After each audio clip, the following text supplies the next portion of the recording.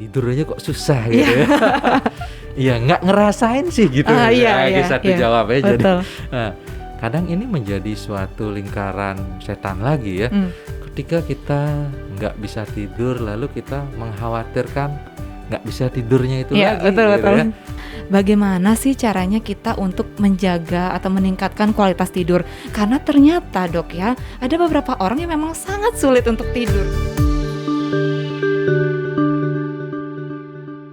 Halo teman baik semuanya, bersama saya Dwika, saya merupakan anggota dari komunitas teman baik. Berjumpa lagi pada episode di Dialog Jiwa. Kali ini kita kedatangan tamu spesial, beliau adalah Dr. Yudi. Halo Dr. Yudi. Halo Dwika, halo teman baik dimanapun berada.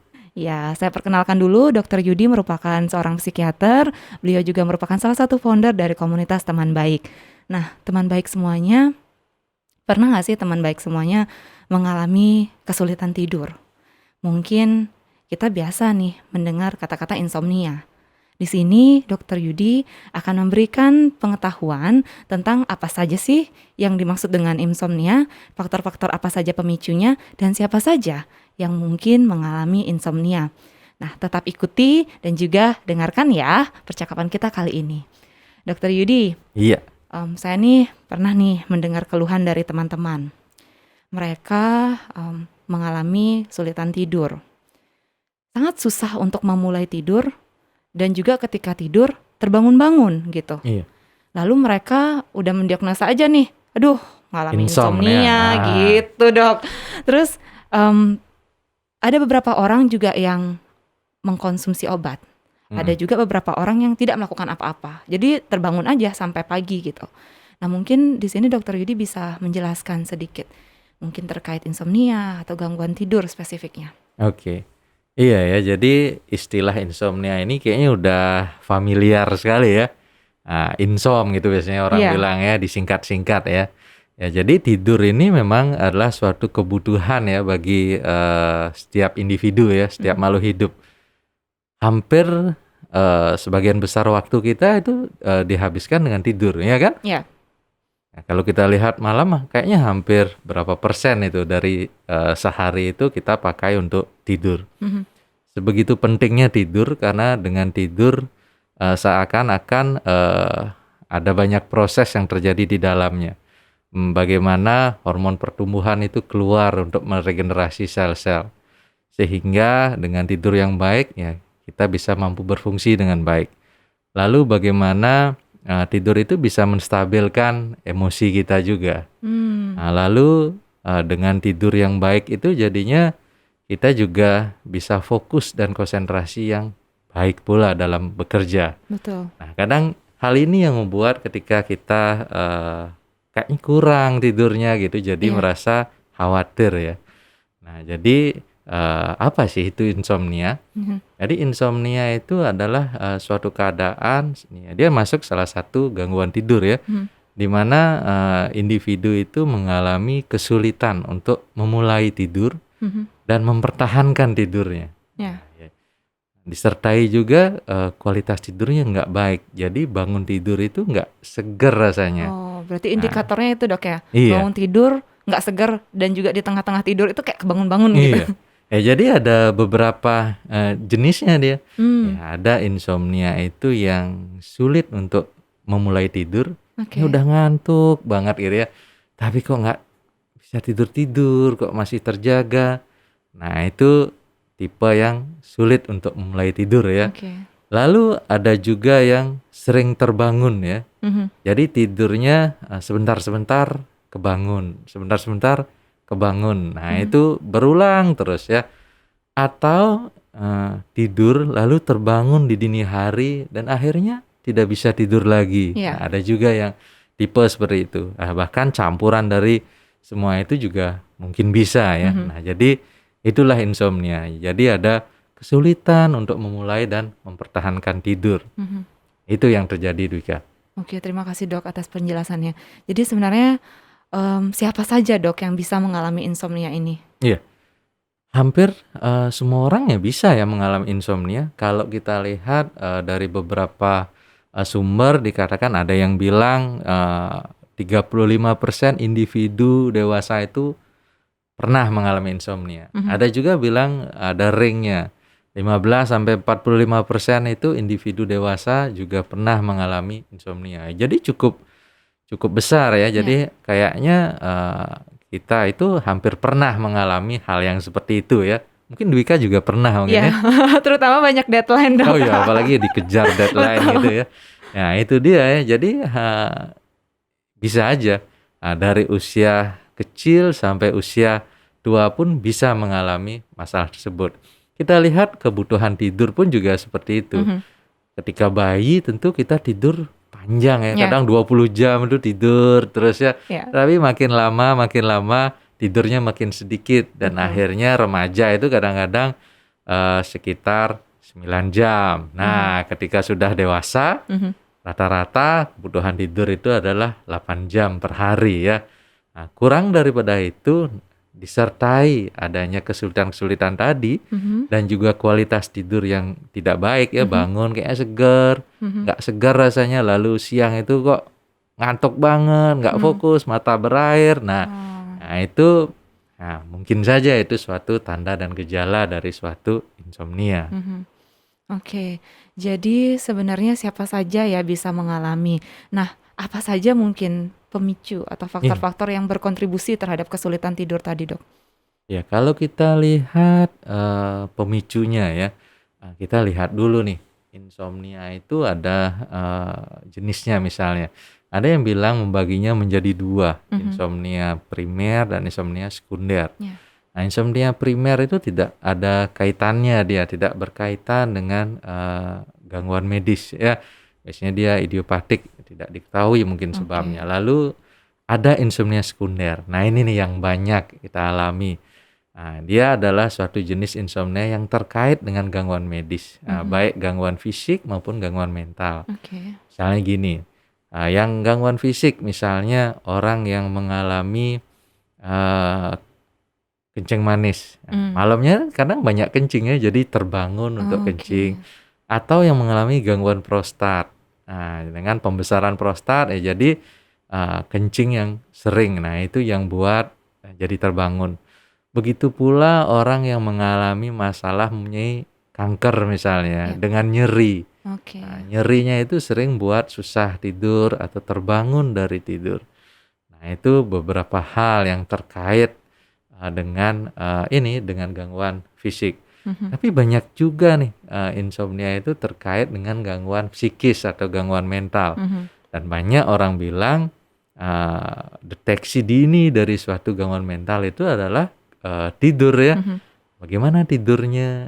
Baik atau enggak, kurang atau enggak? Ya, karena hampir sebagian besar gangguan mental itu ada gejala insomnia di dalamnya, ada gangguan tidur di dalamnya. Seperti misalnya kecemasan, gangguan cemas. Lalu misalnya episode depresi atau gangguan afektif lainnya. Begitu pula dengan gangguan psikotik dan skizofrenia. Nah, itu juga gejala-gejala seperti insomnia itu masuk dalam kategorinya. Nah, itu. Nah, jadi ketika kita lihat itu ya kemungkinan insomnia ini adalah bagian dari gejala-gejala gangguan mental. Nah, itu yang mesti ditelusuri. Insomnia ini apakah berdiri sendiri atau dia terkait dengan gangguan lainnya? Kalau kita bicara tentang penyebabnya itu tadi, sangat penting untuk menelusuri penyebabnya. Betul. Kapan sih sebenarnya kita tuh perlu mencemaskan kayak pola tidur kita yang tidak teratur? Karena jujur saja mungkin ketika misalnya ada orang yang dia memahami gitu, aduh aku punya insom nih. Gitu, aku punya insom, tapi seolah-olah dia tidak atau menutup diri gitu, seolah-olah insomnia itu berdiri sendiri. Padahal mungkin saja insomnia ini adalah merupakan salah satu gejala kondisi psikologis yang dia alami. Kapan sih kita bisa mengkhawatirkan hal tersebut untuk membuat orang lain sadar atau diri kita sendiri sadar? Kita lihat sekarang apabila kita mengalami insomnia ya. Jadi ada yang bilang, kita lihat waktunya. Ada yang bilang transient insomnia ya. Insomnia yang terjadi hanya sementara waktu, itu dibilang kurang dari seminggu. Lalu ada kronis insomnia yang lebih dari lebih dari 4 minggu 4 ya. minggu, oke. Nah, eh, kapan sih kita mesti khawatir gitu ya? Nah, kadang ini menjadi suatu lingkaran setan lagi ya. Mmm, Ketika kita nggak bisa tidur, lalu kita mengkhawatirkan nggak bisa tidurnya itu iya, lagi betul gitu betul. ya. Nah, kita tahu untuk bisa kita tidur, kita mestinya rileks, Iya, kita mestinya tenang, sehingga kita bisa tidur ya, mhm, masuk tidur dan akhirnya bisa tidur. Tetapi ketika kita baru tidak bisa tidur, misalnya sehari, dua mhm, hari, lalu kita menjadi mengkhawatirkan oke. hal itu, nah ini akan bisa berlanjut ya. Nanti malam bisa tidur nggak ya? Nah, itu jadi Oh, timbul rasa tegang ya. jadi karena itu suatu masalah yang Itu dirasakan gitu, dianggap iya, masalah gitu, itu Dok, ya? akan menjadi suatu pencetus juga. Heeh, Akhirnya oke. malah sulit tidur lagi. Heeh, Besoknya gitu, wah ini nggak bisa tidur nih. Besok bisa tidur nggak ya? Jadi seakan-akan mau malam itu sebagai teror jadinya ya. betul. Setiap mau memasuki malam itu ada kecemasan hingga akhirnya memicu jadinya makin tegang dan susah untuk Mhm mulai tidur mhm lagi. mhm. Nah, jadi yang perlu adalah bagaimana ketika tidak bisa tidur ini telah terjadi misalnya 3 kali dalam seminggu gitu Mmm, ya. Lalu apakah tidak bisa tidur ini sudah mengganggu aktivitas? Nah, ada dampak-dampaknya mmm, misalnya kerjaan nih jadi terganggu karena susah tidur tentu buat konsentrasi menurun, mhm, jadi banyak salah dalam bekerja iya. atau malah mengakibatkan terjadinya kecelakaan, ya kan, Oh, iya. mengantuk misalnya di Mhm jalan. Nah, dampak-dampak seperti itu ketika sudah terjadi dampak-dampak dari insomnia yang mengganggu aktivitas kita, nah sudah mestinya tuh kita mencari atau melakukan penanganan terhadap mhm masalah itu. mhm Tidak membiarkannya hingga jadi berlarut-larut. Nah, mhm. itu tuh yang perlu. Iya. Nah, terkait dengan pola tidur nih, Dok, ini Iya saya iya. penasaran juga nih. Dulu sempet saya, punya teman kosan gitu. Mhm. Jadi dia gamer. Jadi jam tidurnya tuh kebalik, Dok, sama kita. Mhm. Jadi di saat kita tidur dia bangun malah main games gitu.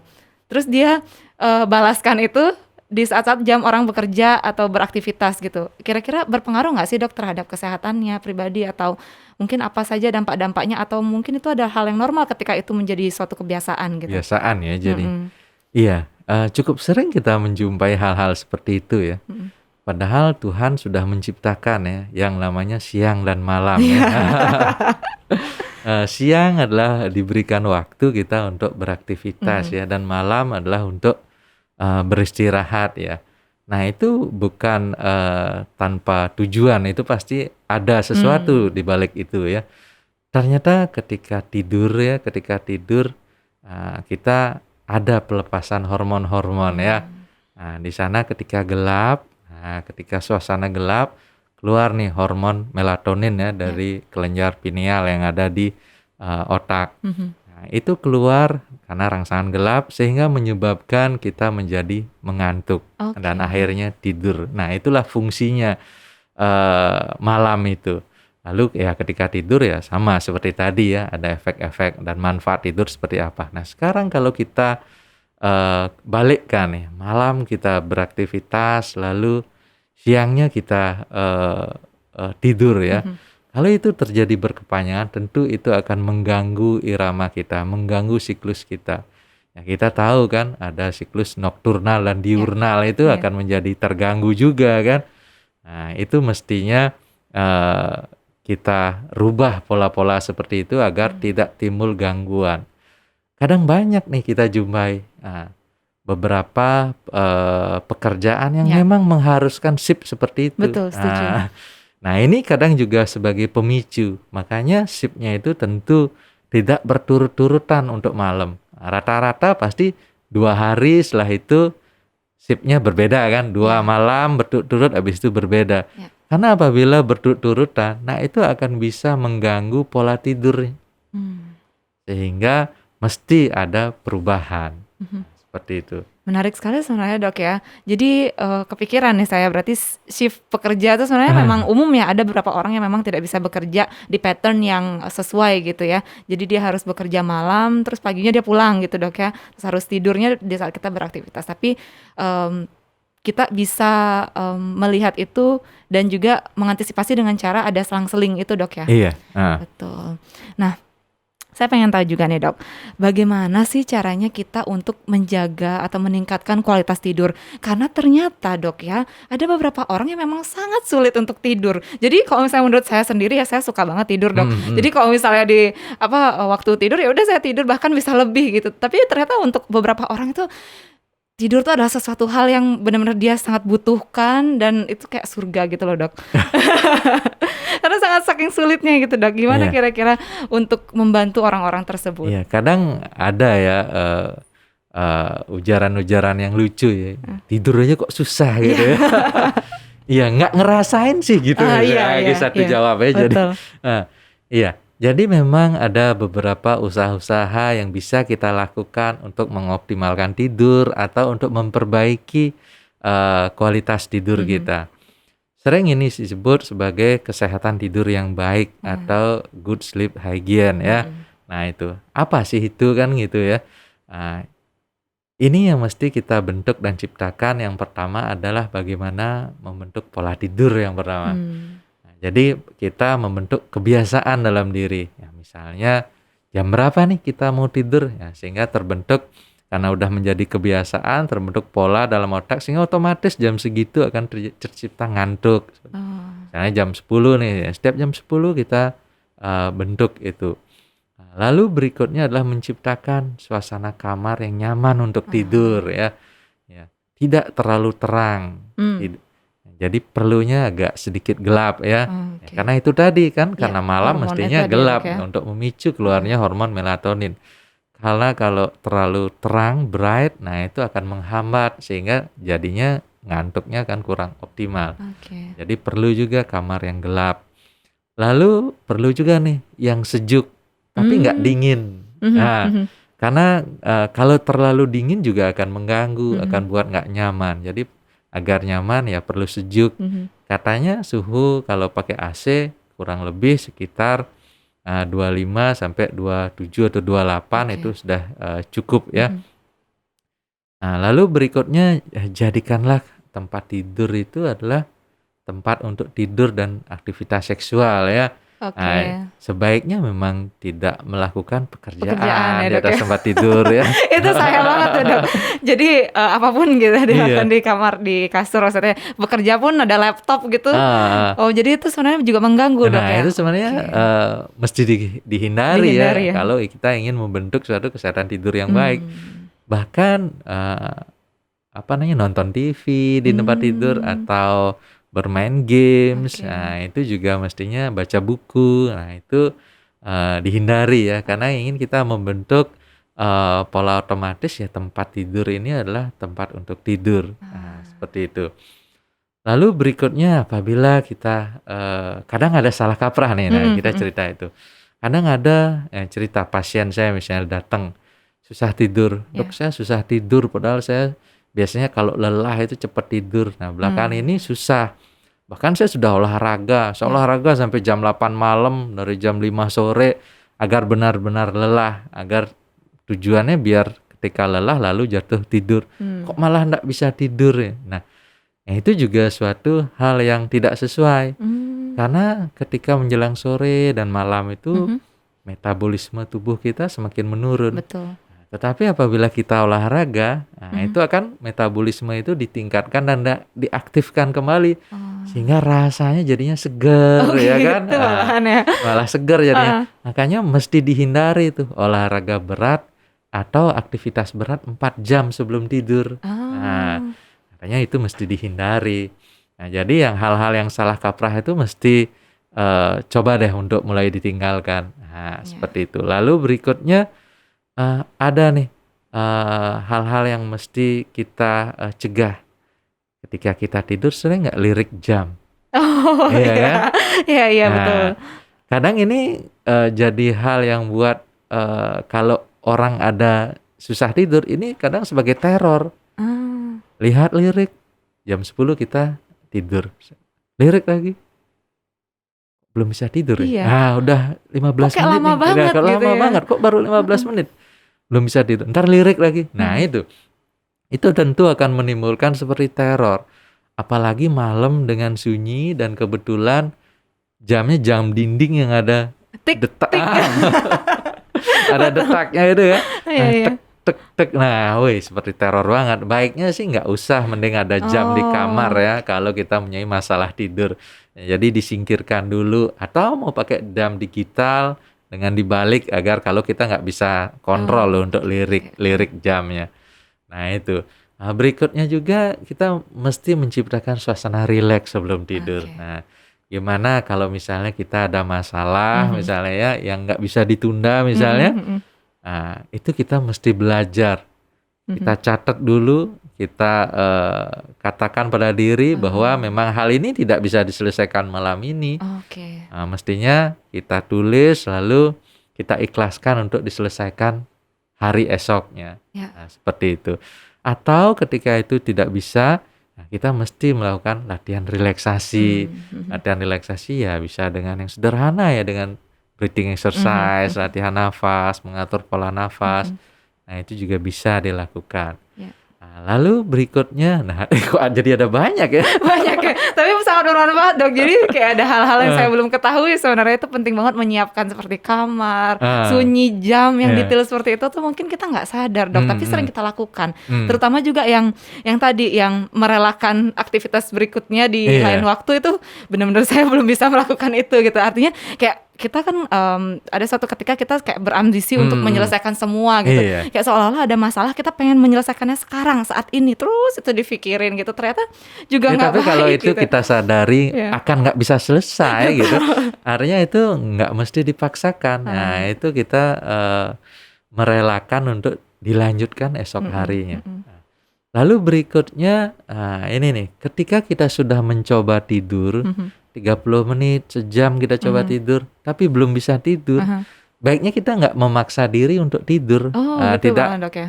tidak berada di tempat tidur untuk Mhm memaksa. mhm. Ya, bangun sejenak, lakukan beberapa aktivitas Oh yang akan kita kerjakan esok hari, yang bisa dikerjakan mungkin itu baik ya. oh.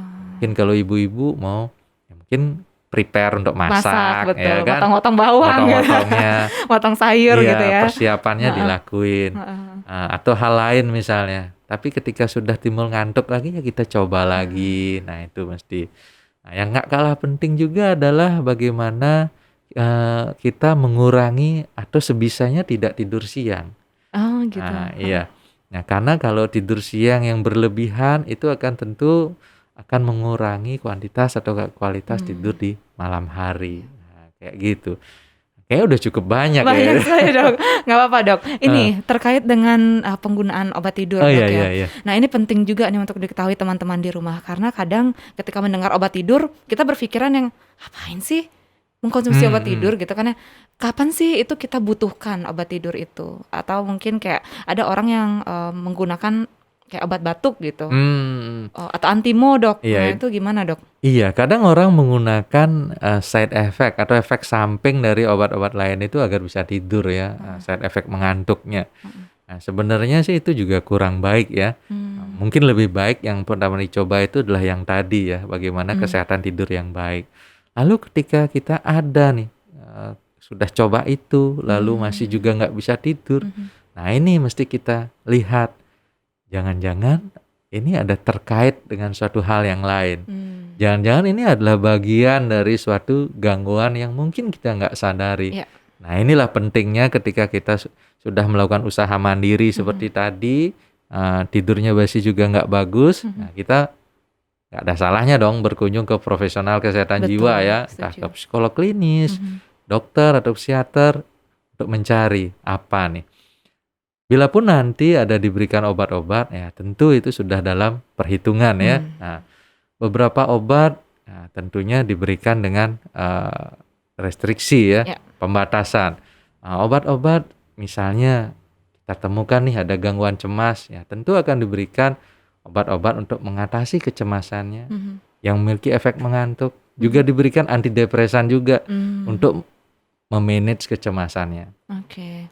Jadi kita perlu juga, aware ya dok ya, lebih Iya, ke aware ke iya, diri sendiri, kira-kira apakah memang kesulitan tidur ini adalah suatu penyerta dari gangguan lainnya gitu dok iya, ya. Jadi saat itulah ketika kita em, meminta bantuan kepada profesional kesehatan mental, lalu kita ketika merasa dibutuhkan untuk diberikan obat, jadi kita bisa konsumsi obat tersebut dengan tepat juga iya. ya dok ya. Kadang kebetulan saya juga sebagai advisor di salah satu platform ini ya, konsultasi chat online ya. Oh, oke. Banyak juga nih yang mengkonsultasikan tentang masalah sulit tidur. Ya. Bisa nggak dok saya beli apa gitu Ah, ah, obat ah. untuk bantu tidur Ya. ya.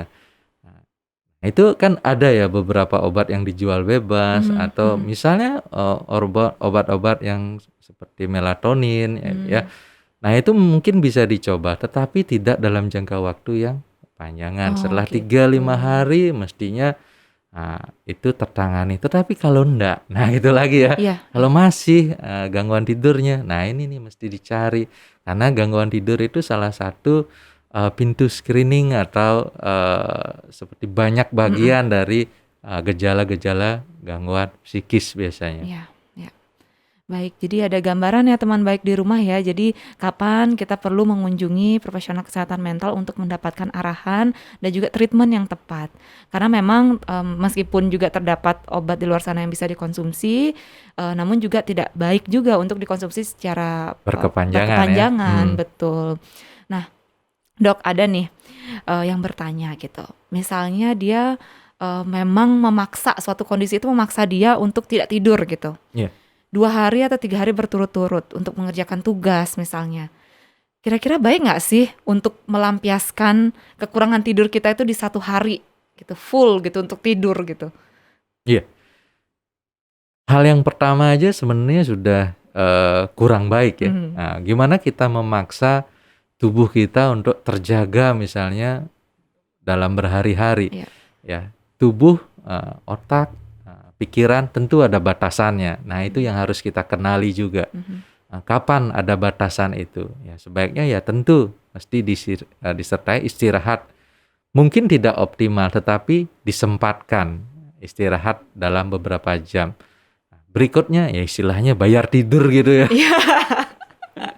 Ya itu mungkin saja untuk mengembalikan kondisi fisiknya ya Mhm. karena kekurangan tidur dari Mhm. sebelumnya. Tetapi kalau dipaksakan itu terus-terus seperti itu, nah itu yang akan biasanya mengganggu pola tidur sehingga bisa memicu terjadinya gangguan tidur. Oke. Menarik sekali ya, Dok, ya. Berarti memang kita sebagai manusia gitu, kita juga perlu membatasi diri gitu, mengetahui porsi kita masing-masing. Kalau misalnya memang sudah waktunya tidur, ya kita tidur gitu. Saat kita berkegiatan, ya kita Ya berkegiatan. karena ada prinsip ya, tidurlah ketika kamu mengantuk ya. Heeh. Dan itu sebenarnya kan sesuatu yang natural gitu ya, Iya, ngapain kita harus tunda-tunda gitu ya, Dok, ya. Padahal iya, memang tubuh kita, pikiran kita juga butuh istirahat sejenak hmm, untuk mempersiapkan diri, performa berikutnya supaya lebih optimal gitu, Dok, ya. iya. Ya, mungkin kita masih ada 3 menit lagi nih, Dok. Oh iya, Ada pesan-pesan untuk teman-teman baik di rumah mungkin yang bisa disampaikan? oh iya. Tidur adalah salah satu kebutuhan ya. Nah, jadi mestinya kita jaga tidak hanya kuantitas tidur, tetapi yang perlu juga adalah kualitas tidur. Betul. Bagaimana ketika bangun rasanya jadi lebih segar, siang tidak sangat mengantuk. Nah, itu adalah tanda suatu kualitas tidur yang baik. Ya, terima kasih banyak Dokter Yudi, teman baik semua yang ada di rumah. Kita sudah banyak ya diberikan informasi mengenai insomnia dan juga gejala-gejala insomnia. Nah, siapa saja ternyata bisa mengalami gangguan tidur ini gitu. Teman baik semua, tidak ada salahnya kita mencoba untuk memperhatikan kesehatan tidur kita, karena ketika kita bisa mengoptimalkan tidur kita, kita akan bisa beraktivitas dengan lebih nyaman, dengan memiliki performa yang tinggi, dan juga bisa berkonsentrasi sehingga pekerjaan kita juga bisa dilaksanakan dengan baik, dengan optimal. Oke, teman baik semuanya, jika ada ide-ide yang menarik yang ingin dibahas di Dialog Jiwa, silahkan klik komen dan juga jangan lupa untuk subscribe, karena komunitas teman baik akan sangat senang untuk memberikan informasi-informasi yang berkaitan dengan kesehatan mental untuk memberikan edukasi kepada masyarakat luas. Terima kasih banyak, saya Dwika dan Dr. Yudi, Yudi. Sampai ketemu di acara Dialog Jiwa selanjutnya. Terima kasih.